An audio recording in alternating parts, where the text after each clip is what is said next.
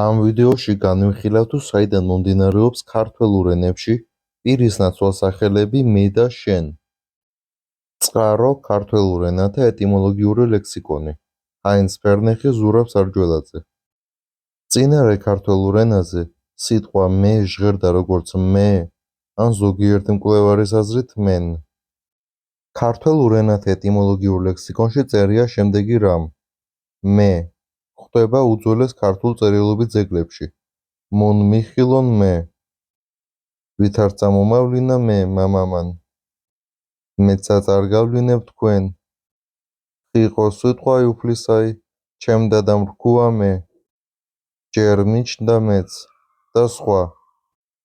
ქართულში მენ ვარიანტი სპორადულად მე-10 საუკუნიდან გამოვლინდება. მენა უფრო მოგვიანებით იჩენს თავს.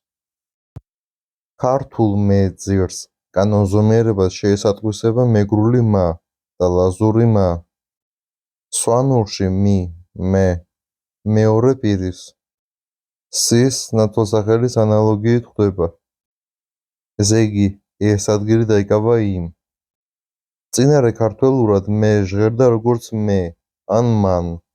შემდეგ ეს გადავიდა წინარე სვანურში როგორც მე, იქიდან უკვე მიიღო ფორმა მი სვანურში. ქართულ ზანურში იგი გადავიდა როგორც მე ან მენ, შემდეგ აქედან უკვე ქართულში გადავიდა როგორც მე, შემდეგ ზანურში როგორც მან, მეგრულში მა და ლაზურში მან. ახლა კი გადავიდეთ სიტყვა შენზე.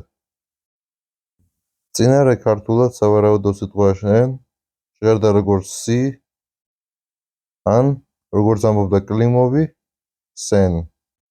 აქ გეორგი კლიმოვისა და ზურაბ სარჯველაძის აზრები განსხვავდება. კლიმოვის მოსაზრებით წინარე ქართველურად შენ უნდა ყოფილიყო სენ. პირადად მე კლიმოვის მოსაზრება უფრო ლოგიკურად მიმაჩნია. სვანურად შენი თარგმნება როგორც სი, იგივე თარგმანი აქვს ამ სიტყვას მეგრულადაც, ლაზურში გვხვდება ფორმა სინ, ხოფურ ბათუმურ დიალექტზე, სხვა დიალექტებზე ხანდახან ხმარობენ ხოლმე სიტყვას სისაც, ამაგერად არტაშენელი ლაზები სის იძახიან, ხოლო ქართულში ბუნებრივია გვხვდება შენ. საბოლოო ჯამში კი ყველა ამ სიტყვას სი, შენ, სინ ქართულ ენებში საერთო ფუძე დიდი ალბათობით უნდა ქონოდა სენ. რაზეც საერთოდ გეორგი კლიმოვმა დაწერა თავის წიგნში, რომელიც გამოიცა 1998 წელს. ეს არის ქართულ ენათა ეტიმოლოგიური ლექსიკონი ოღონდ გეორგი კლიმოვის 164 გვერდზე. ახლა გადავიდეთ უკვე ასობგერების მონაცვლეობაზე. ეგ როგორ ჩვენ ვხედავთ, სვანურში ასობგერა ი იკავებს ეს ადგილს. მაგალითად, ქართულად თუ არის მე, სვანურში არის მი. ქართულად თუ არის შენ, სვანურში არის სი. წინარე ქართულად მე, მენ, სვანურში მი. წინარე ქართულად სენ, სვანურში სი. და ზანურში მაგალითადაც აიკავებს ამ ადგილს და ის მაგივრად გამოდის, ანუ თუ არის მაგალითად სვანურში მი, ქართულში მე, მაშინ ზანურში გამოდის მა. დიდი ალბათობით წინარე ქართულად მე და შენ ჟღერდა როგორც მენ და სენ. და შემდეგ უკვე ზოგ ქართულ დიალექტებში და ენებში შეინარჩუნა ეს ასობგერა ν, ზოგში ვერ. ამიტომ ლაზურმა შეინარჩუნა ეს ν, ბოლოს არტია ეს მან, სინ. შუა საუკუნეების ქართულში აგრეთვე იყო მენ, როგორც უკვე აღვნიშნე. აგრეთვე აი შენ, აგრეთვე ν ბოლოს არტით ტარდება. აი აქვე ახლავე მოვიყვან გეორგი კლიმოვის წიგნსაც. ახლა ეს ერთ და იგივე სახელწოდება რო არის, ამან არ დაგაბნიოთ, ეს სხვა წიგნებია. გეორგი კლიმოვის წიგნსაც აგრეთვე ქვია ქართულ ენათა ეტიმოლოგიური ლექსიკონი, მაგრამ ის ინგლისურ ენაზე არის დაწერილი, ხოლო აქეთ ზურაბ სარჯველაძის და ჰაინც ფერნეხის წიგნი კი ქართულად არის დაწერილი. ახლა ვისაც გაინტერესებთ ესეთი რაღაცები, ენათმეცნიერება და მსგავსი თემატიკა, შეიძლება გამოიწეროთ ჩემი YouTube-ის არხი, ქართული აფეთური ისტორია. აი აქ მიდევს ერთი ვიდეო ასობგერების მონაცვლეობის შესახებ ქართულსა და ზანურ ენებში. აი აქ არის წარმოდგენილი რაღაც მაგალითები. ახლა იმიტომ გაჩვენეთ, რომ მიახლოებითი წარმოდგენა შეგვექმნას იმის შესახებ, თუ რატო იცვლის ასობგერები ადგილს მონათესავენებში და როგორ ხდება საერთოდ ეს პროცესი.